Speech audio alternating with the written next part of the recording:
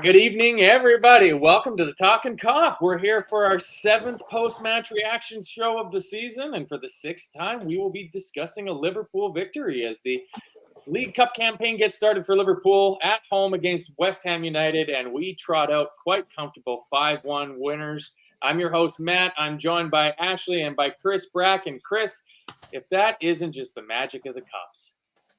Yeah, nice and straightforward. 5-1 again. You know, fringe players got run out. So all in all, good day. Yeah, Ashley, it started a bit kind of wonky-ish in terms of the scoreline, but we've responded now to going behind by a goal twice in quite different fashions, and today was quite emphatic. Yeah. I mean, I think they both put out a strong team. I wasn't expecting them to go quite as strong. So I was pleased with the way that our team kind of gelled after the first, 15 minutes or so. But what a great game for people that don't normally get the chance to go to the games to see. I'm sure there were a lot of first-time viewers there, and I just think they got a wonderful evening.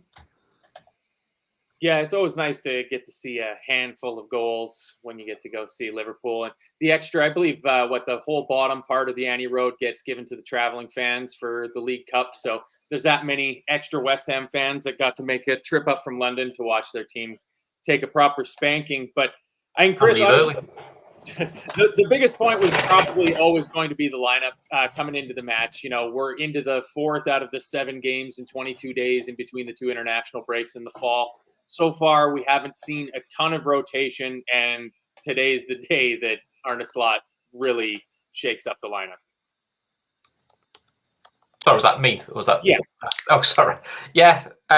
We were having a guest before saying how many changes would he do, because we kind of knew what would happen under Klopp. But yeah, I mean, there was no sort of big surprise there. It made sense to give Darwin another run out, because that's probably the only surprise for me was Jota starting. I thought Jota may have been given another night off and started with the weekend against Wolves, but apart from that, all good really. So it was good to see how the young players did.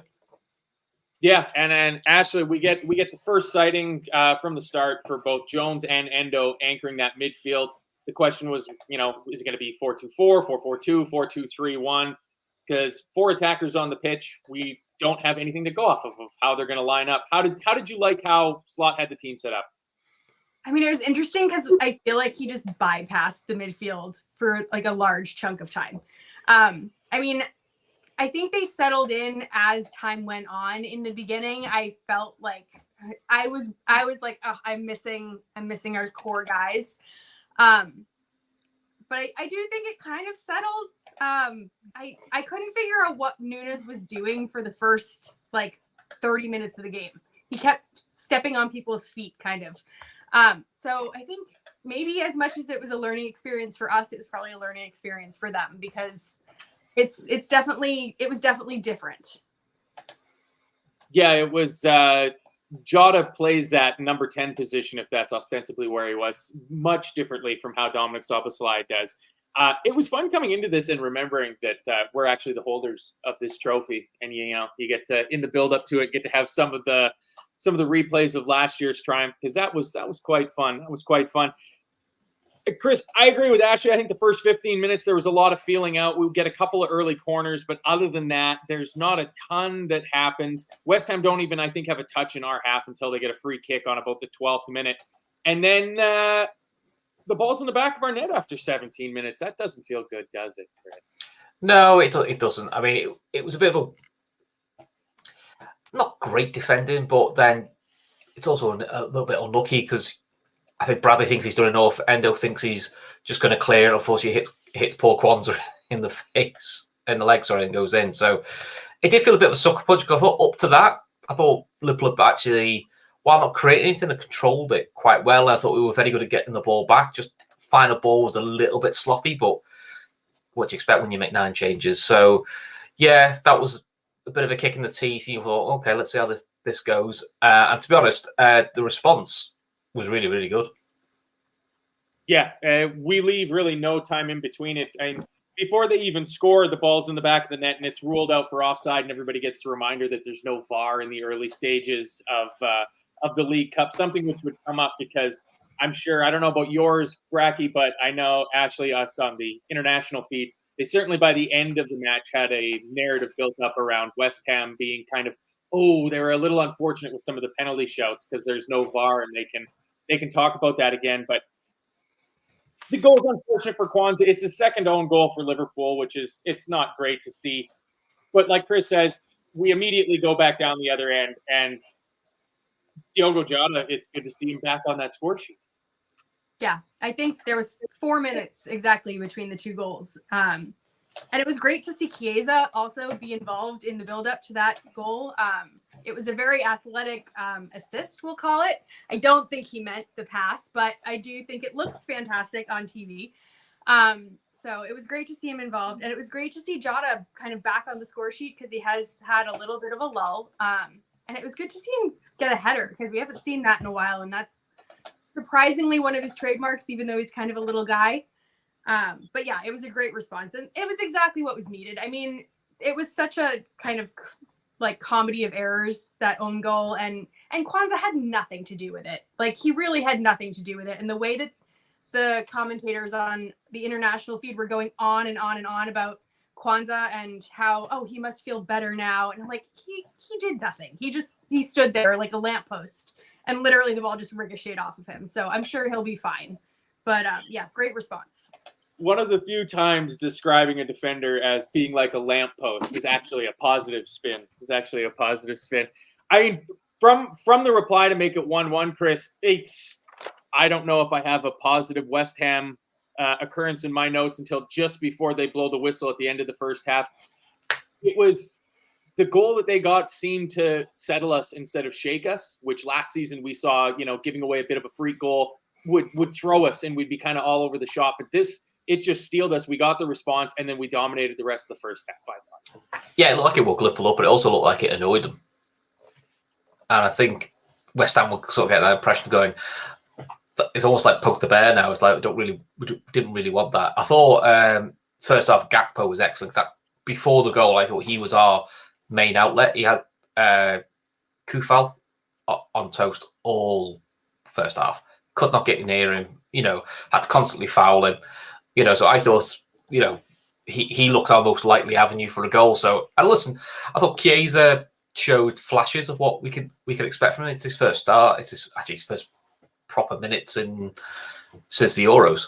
But I thought we saw glimpses of what he can do. His nutmeg along the line where I thought he was going to do a Suarez and dribble it and just pass it along the goal for someone. There was definitely shades of that. So you can see what's coming, which is exciting. It's not a bad guy to have your sixth choice at the moment, is it? Yeah. You'd be hard pressed to find a better stable of attackers in all of world football. I mean, Ashley shares a quote from Jota from after the match, says to score at an Anfield night is always special. And then some more good numbers from our forwards: 4 goals and 2 assists in his last 5 starts for Gakpo. We know that Diaz has 5 and 5 in the league. Darwin's off the mark. Mo steadily contributing along. Chiesa, I guess, gets off the mark today with his first quote-unquote assist. So everybody's chipping in and everything's looking good. And it's nice when you can make the changes and leave somebody like Mohamed Salah on the bench and you're not really going to feel it. Was Diaz on the bench or was he rested completely? He was on the bench. Only Canate and Gravenberch weren't in the squad. Oh, okay. I knew there was a couple that didn't even dress for today. So, I mean, that's lovely to see. That shows you that we can actually rotate it up. I mean, halftime comes, pretty much no notes. I mean, I don't think that there was anything we really could have done better to correct any of the downfalls in the first half, Ashley. And it was so obvious that the players don't play with this selection very often, that those 4 forwards linking together was going to take some time to get used to it. So I was happy to see them make no changes at halftime and we go again, and pays off immediately. Yeah. I mean, the one thing that I want to go back on, at 38 minutes, there was a fantastic nutmeg from Chiesa. And I just want to give him his flowers for that because it was a lovely little moment. But yeah, at 48 minutes, there was another goal. Curtis Jones to Jota. Jones just drove forward and absolutely made that goal. And that was great to see. It was great to see him kind of get back to the Curtis Jones that we know and love and have that confidence. and then what was it? Gakpo gave it back to Jones, and then Jota held his run, and then Jota just finished it down to the keeper's left, and it was a great goal. And that's what you wanted, like right out of the blocks. Just set it right, go and get the lead. So I was pleased about that. What about you guys? Yeah, I mean, for me, the thing I liked about it the most, I'll come to you on it, Chris, because I can't remember if you're a card-carrying member of the Curtis Jones Haters Society or not, but it was the work of Curtis Jones, because he gets the ball on the edge of our box, and it looks like he's doing that Curtis Jones thing where he dawdles on it a little bit too much, but instead he beats 4 of their players, and 2 seconds later, he's playing the assistant for Jota. Jones in or Jones out, Chris? Jones stay fit is where I am with Jones. Is when he's fit, he's a really good option, and I've said it for a while about Curtis Jones, is he doesn't have to be a worldie. Curtis Jones could actually be, and I keep using the example, our Nicky Butt, which is, he's not going to get in any all-time 11s, but he's a good player that is used throughout the season to fill in these games, to give others a rest. And he's got ability, he's got goals in him, and that, it's just in getting a bit of continuity and consistency, and he's only going to get that if he stays fit. That's really been my only annoyance with Curtis Jones, is he's just never fit enough for when you need him. Because actually, I think when he's on the pitch, I think Klopp would love to use him as soon as he was on and fit. And I do think Jones is going to get used a lot under Slot, because I think he'll do what Slot wants to do. He's getting better at that deeper role. His best role maybe is a 10, but I think he can still do the deeper role as well. So, no, I was pleased. I thought it's what he needed. A good run out, and just to make sure things were fine. And even Simicast was all right today, which is all good. And he did the most amazing sliding header I've ever seen, which is just pure Sunday League desperation defender, which I'll be honest. Was that just him pancaked in front of the goal? It was so funny though. It worked. I mean, to be fair to him, it worked. Yeah. So I'm not gonna slag him for that, but it was funny when you saw the replay. I think, that's brilliant. That's also to be fair, that means the easiest thing to do is just go, it's one of them. No one would have backed the island again, but diving full length for that was absolutely brilliant. Yeah. It's I like this from Thor, the dyslexic polyglot, who says Curtis Jones is what Man United fans think Mainu is, which, I mean, he's got a better injury record than Jones, but other than that, I felt that he was one of the players that really needed to have an impact on the match, especially with there only being the 2 recognized midfielders in there with Endo.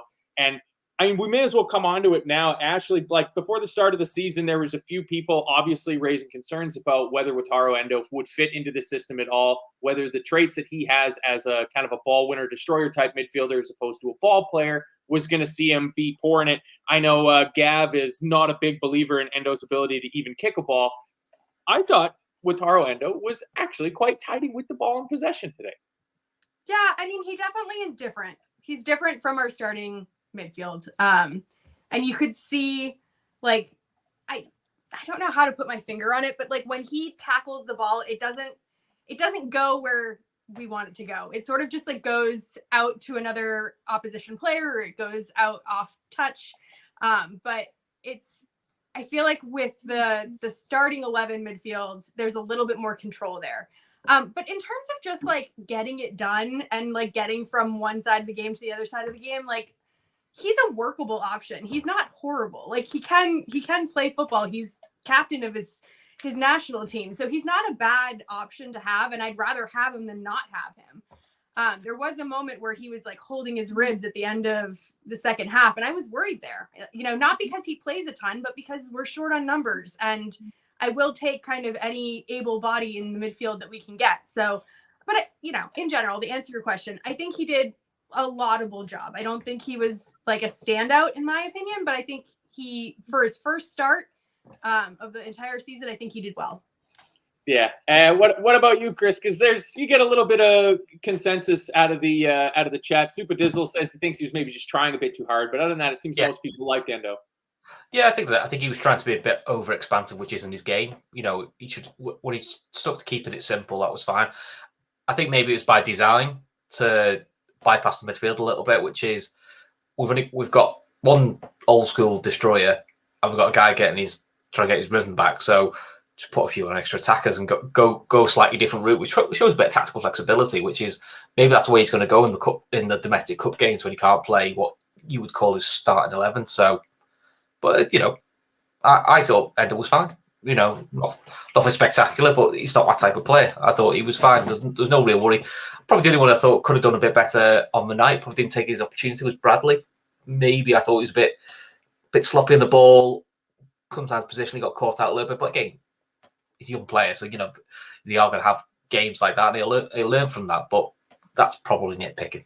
Did you feel, because I kind of on Bradley, I kind of felt like he was being asked to play a little bit more like Trent would play as the right back, as opposed to playing how we saw him play in the past. Like, he wasn't doing so much of the rampaging runs, but he was finding a fair more of the ball in those little inside channels that we'd see Trent in.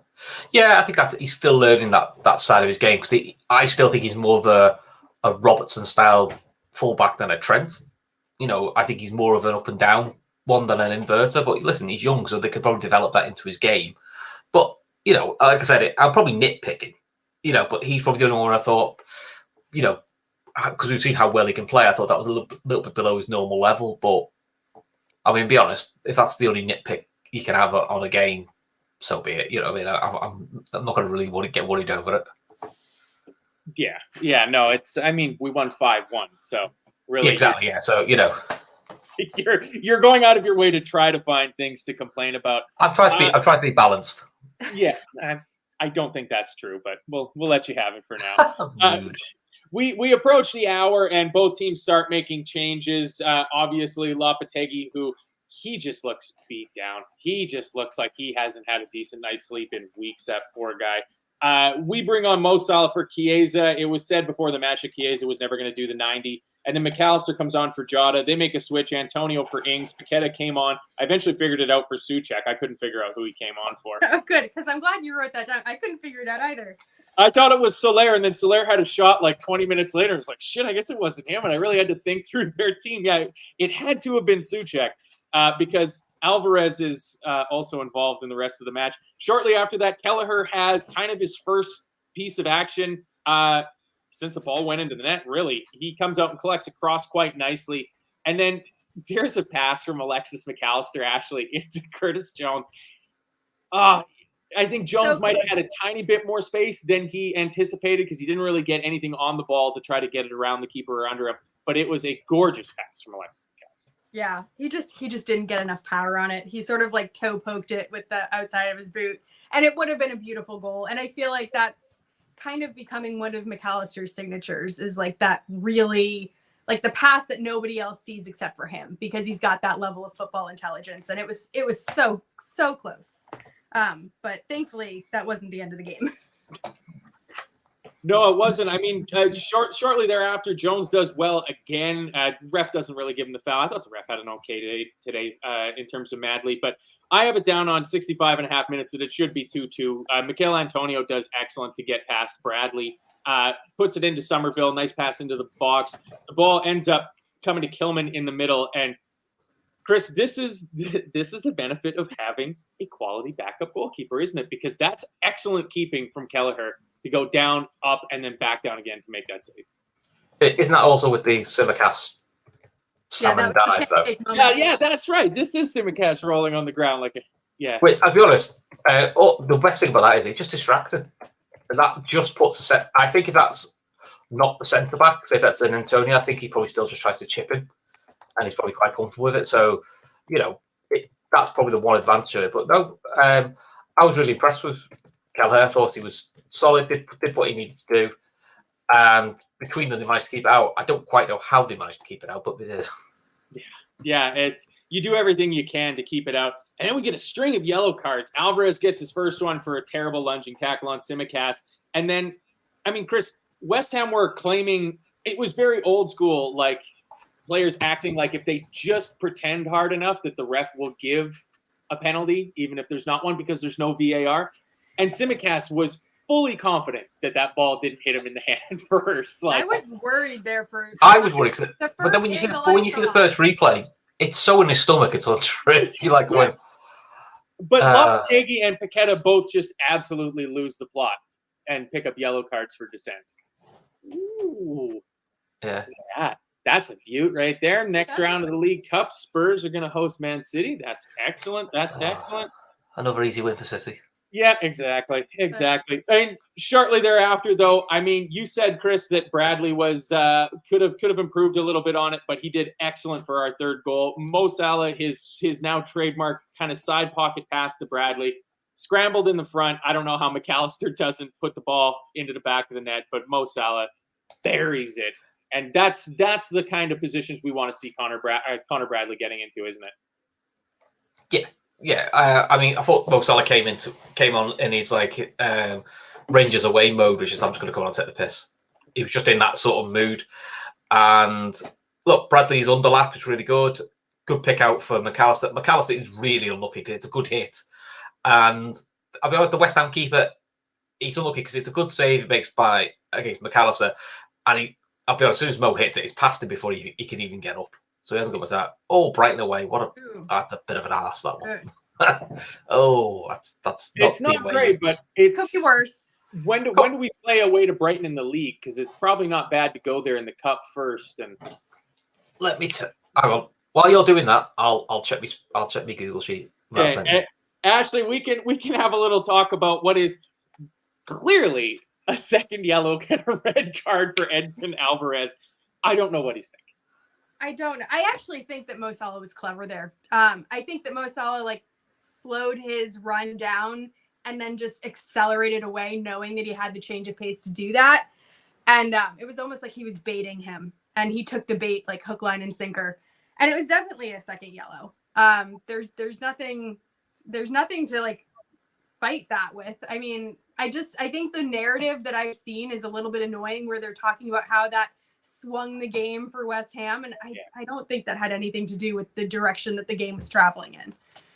Yeah, that was a bit annoying for anybody watching the international. Oh, what do you got for us, Chris? That didn't sound like a good. This is the run-in. So after international break, Chelsea at home, Leipzig away, Arsenal away, Brighton away in the League Cup, Brighton at home in the league, Leverkusen at home, Villa at home, international break. Yikes. That is our October, November. Ooh, that's some tasty games. That there's nothing boring about that. That is definitely you're going to be using your squad because so we literally play Brighton back to back.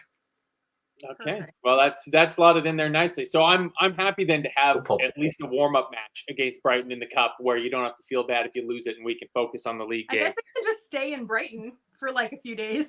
Yeah, you probably could do.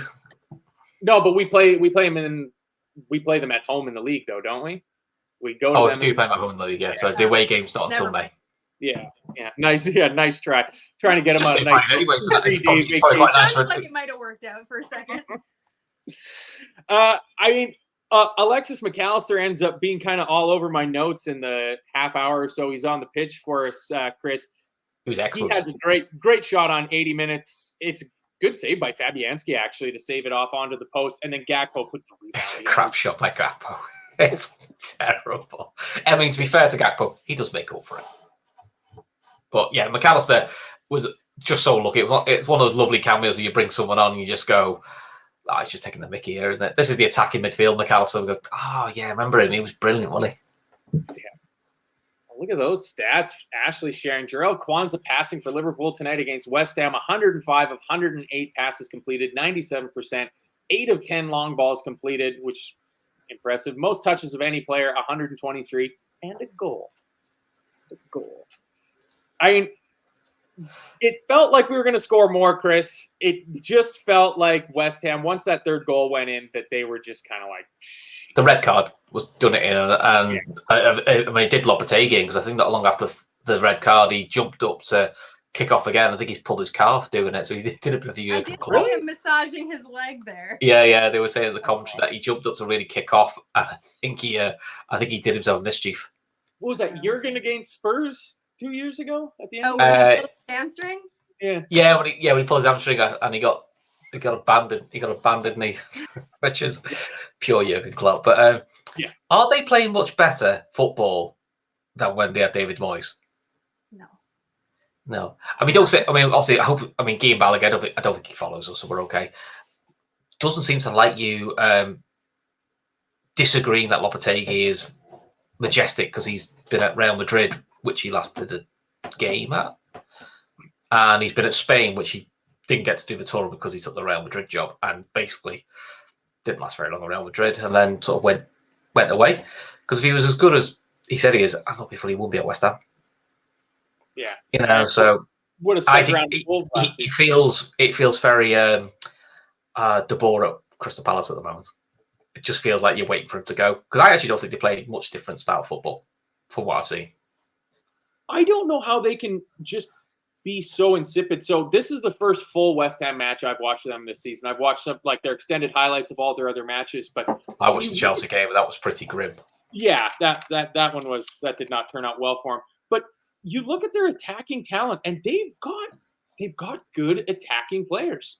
You know, Mikel Antonio is Mikel Antonio, and Danny Ings is Danny Ings. We know that. But Bowen and Kudus and Paqueta and Crescencio Somerville, I think, is a pretty dynamite young player. Soler on loan from PSG. Like, those are good attacking players, and they've still got most of that core defense that's there. I think adding Kilman was potentially a good move. Obviously, it hasn't been, but you know, Cresswell, Sufel, Souček, they're not world beaters, but they should provide solid defense. But they're terrible, Chris. Yeah, they're absolutely rubbish. The play with no confidence. I don't think they know. It just doesn't seem to be a plan. That's what I don't understand. They parked the bus like as soon as they arrived. Like the first 10 minutes, they didn't even come out of their their half at all, like a single time. Yeah, that's what I mean. I just don't get it. But the greatest defender in the history of football plays for West Ham, Aaron Wan-Bissaka. Yeah, well, I'll be honest. Judging by the Man United score, they probably could do with taking him back. Was it 1-1 with FC 20? Oh dear, how the mighty have fallen. Never mind. That's not good. That's not good. But I mean, Madge Apple points out here that Arne Slot is referencing Cody time. I mean, Ashley, that's what we saw. We at 90 minutes and 90 plus 3, Cody Gakpo, just pure garbage time stat padding, and I'm absolutely here for it. I love it. And 2 nice finishes. Absolutely. I mean, one nice finish. I thought he was great all game. I really do. I think I'm glad he stayed on that left side, and I'm glad that we have what great options to be able to choose from on our left side, because I thought Gakpo was just as good as Diaz has been, and is showing a real fight to kind of get that starting place back, and to be able to rotate between them. It's like what riches that we have. And yeah, I don't know. I mean, I'm just happy for him. He really getting this run of form, I think, is exactly what he needs. And we saw it in international duty. And there were so many times where commentators would be like, oh, well, he's not the same player for Liverpool. And I think we're seeing him be that player now. And I think a lot of it has to do with positional, where he is on the pitch, and having him have a manager that kind of understands what his strengths are. Yeah. And it adds those goals to it. It keeps him ticking over, because that is the thing, goes away on international duty and bangs in goals. It was the same with Luis Diaz, really. If you look at his run that he had with Colombia leading up to this season, and he's just powering the goals in for the national team, but why aren't they doing it for Liverpool? And apparently Arne Slot has the ability to unlock that from our players. For the first one, though, Chris, I was really happy to see Darwin Núñez contributing positively to it. I think it's a lovely back heel touch in the 1-2 that he plays with Gakpo for it, because out of all the forwards, he was probably the quietest. So it was good to see Darwin play the full 90 and get involved on the score sheet for the 4th goal. Yeah, he did all the right movements. So I also think when you play a front 4, sometimes there's always one that's the odd one out and it just doesn't go for you. But he's involved, and it's a very typical Cody Gakpo finish that he does like that. It's either back post tap in or shots at the edge of the box. He's really good with both. So yes, please. I thought Ash was right. I thought he deserved a goal because I thought his performance was really good. Second one, the best bit of the second one is he turns Kudus inside out. Kudus gives up on that. That was vicious. That was vicious how badly he did Kudus there. Oh yeah. I mean, look, he gets a bit of luck, because the deflection beats the keeper. But you know what? That was sometimes a criticism of him, is he wouldn't take enough risks. And I like the fact he's always on the left now. And it's almost like we're just saying, right, it's Gakpo or Diaz. So whoever plays, the other one's better, pull the socks up. And it seems to be it's going to be Jota or Nunes for the middle, Chiesa or Salah down the right, which, to be honest, I'm all right with, because that's kind of like they all have set positions. There will be a little bit of interchange, but then that's who comes in for each person, and I think it makes everyone's life a bit easier, because you just know you're doing one position, not three. And I think sometimes that's where Gakpo became a bit like jack of all trades, master of none. And I think that sometimes hurts him. Yeah, and it helps players like Gakpo or like Chiesa who can't rely on. I mean, really, there's only one player that can rely on being first choice, and that's Mo Salah. But for a guy like Federico Chiesa, he knows that if Mo's not playing, he's going to play. That he doesn't have to worry that they might move Jota out to the right, or they might drop Gakpo in on the right. That this is the depth chart, and if the number one isn't playing and you're number two, it means you're playing. We're not going to move somebody from over here. Everybody just goes forward with it. I don't think there's no risk that that Gakpo's second goal gets taken off him and put down as a no, because I think it still classes on target. Yeah, okay. That's what I thought. I couldn't see a decent enough replay from behind the net to see whether or not it was going towards the goal or not. Who was this here? It says, all right, Kev's getting us started. Kev's off on his jollies tonight, but being a good man and checking in with the chat. He says, Gakpo was the outball all night, man of the match for me. Goals topped it off. Ashley, you going with Gakpo, or would you like to put forward another name for man of the match? I have to agree with him there. I really do. I think he's the one that has looked like he's been seizing his opportunity, and he definitely did that today. Bracky? It's probably the right answer, but because it's Kev, I'll just say Curtis Jones, just to be a shithouse, really. So I'll just say Curtis Jones. Plus, I know that'll wind people up as well, so that's always good. Yeah, that's the strangely quiet the local chapters of the Curtis Jones. Yeah, there's certain people in the chat. I haven't seen them since the Forest game, but I'm sure they'll be back. Yeah. Well, I mean, like cicadas, every 17 or 13 years or whatever it is, they'll all just show up all at once and make annoying buzzing sounds. I would have to go with Gakpo as well too. I would give an honorary mention to Joe Gomez. I thought Joe Gomez for getting his first minutes of the season, very solid, very consistent, being the leader out there. You wouldn't have known that we had given up an own goal. Again, Kwanzaa shook that off. Kwanzaa didn't have a great game, but I didn't think it was terrible. But it was just nice to see Joe Gomez, because he did have that kind of late in the window kind of flirtation with leaving the team, and you don't know how he's going to sit back. He actually looks good as a left-sided centre-back option.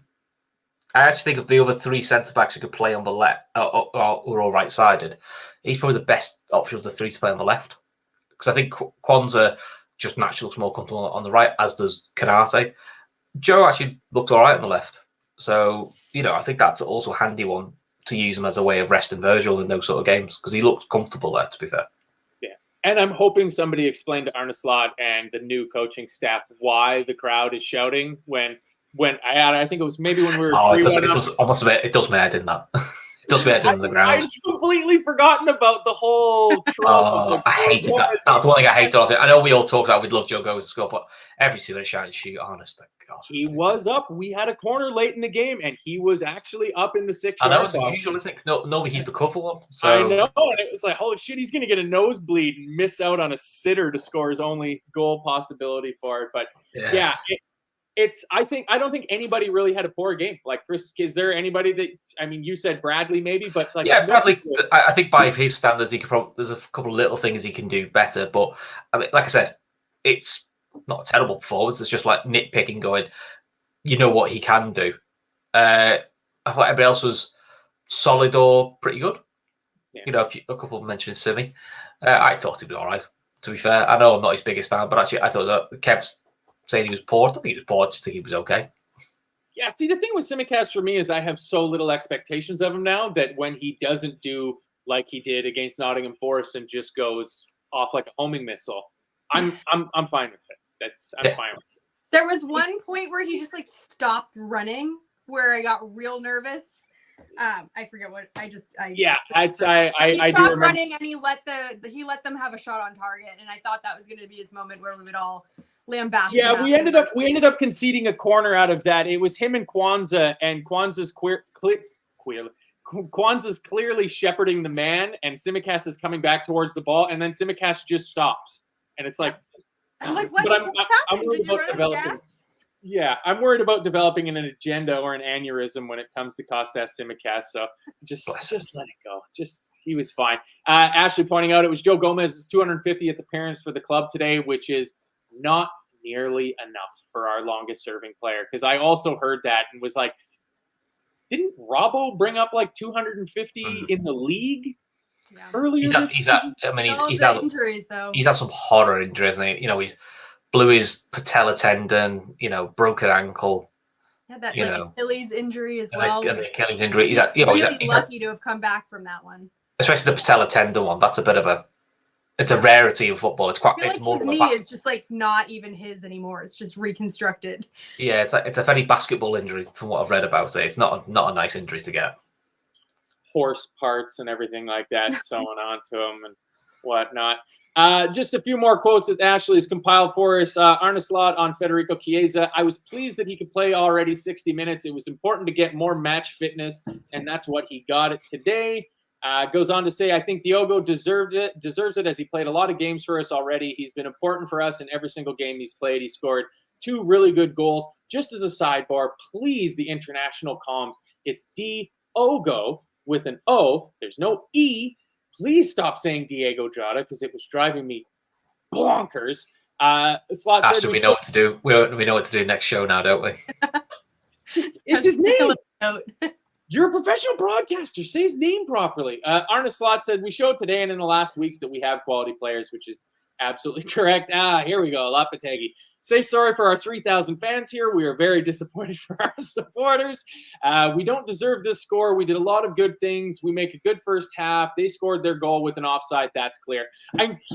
He's got a point there, Chris. That was offside. Yeah. Well, they're the breaks you get. They're the breaks when you're in a competition. I think they actually got into this round, though, because of a similar situation. It wasn't offside, but it was a Bowen handball that they got in over Bournemouth. So even with our own goal, there's a guy stood next to the keeper offside. He doesn't touch the ball, but he stood next to the keeper offside. Is that not interfering with play? Well, I've no sympathy. This will be the same manager who next week will be saying, "Why have we got VAR? I hate VAR." Everyone wants VAR when it doesn't go their way. If you want it, you don't want it. I find it bizarre. You got 2 Premier League sides playing, and you don't use it. But them's the breaks. I think we had that. We had a bit of luck against Leicester last year where they score a goal that's 2 yards offside, and we go, "What can you do?" Shows how bad the officials are.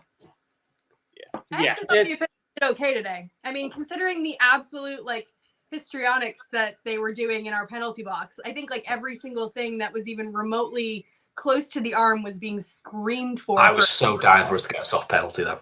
Just because I just wanted to see Lopetegui explode. I was so dying. I was like, someone just fall over like one of those really soft ones and just watch Lopetegui's head explode. It would have made my day. It's poor Lopetegui. He looks like he hasn't had a good night's sleep in way too long. He looks like he knows he's I don't know if it's out of his depth, but he knows that this has been a really poor start to the season for him. Yeah, Brian O'Halloran says, wasn't he at Wolves? He keeps getting sacked. I believe he quit that one. He quit Wolves because I think he was promised certain things by the Wolves ownership for the summer, and they basically said, "Oh yeah, we can't deal with the money." So he went, "I'm going then." I mean, basically what you promised me, I didn't have. Significantly. He's been back at West Ham. A lot of money. And they've kept all the big stars. We all expected someone like a Kudus or someone to possibly be sacrificed, and didn't get it. You got to keep them all. So he hasn't really got much of a ground to stand on now, because it's like you've been backed. You've got it's a decent squad he's got. There's plenty of decent options there. It should be doing better than what it is. But defensively, it doesn't look as solid as it was in the boys. And attacking wise, it hasn't quite got going yet. Yeah. Sam Tandy says, cats only attack you when we lose. No. This cat doesn't attack. This cat's nice.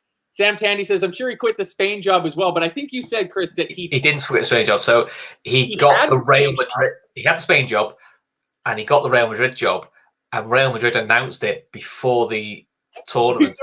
So they got pissed off and sacked him on the spot for being unprofessional. So he didn't even get to manage Spain in the tournament. So he got sacked for getting the Real Madrid job, and I'm sure he only lasted Real Madrid 2-3 months, and he was gone. So yeah. He's had a lot of really good jobs for not some great. He has. But Guy Balaguer says he's amazing, so we should all shut up and That's why he turned his Game somebody Balogun said turned earlier off in his the chat replies. that He couldn't reply to it. Somebody said earlier in the chat that for an elite European manager, he seems to manage a lot of mid-table clubs. That's a very good. I know Emery it didn't go well for him at PSG. I think he got a bit of a bum deal at Arsenal because I thought he did all right there if he'd been backed a bit more. But then he went away to, was it Valencia? But he went away and did well Europa League level, Sevilla, and so you can kind of see why then Villa went for a goal. He's done really well. I just don't think Lopetegui's enough to get the hype he's being given. Yeah, it's bad when you have to imagine that there's West Ham fans and West Ham fans going, boy, I wish we would have stuck with David Moyes. And I mean, I think there's probably people that are thinking that. I do think the time to move David Moyes on was right.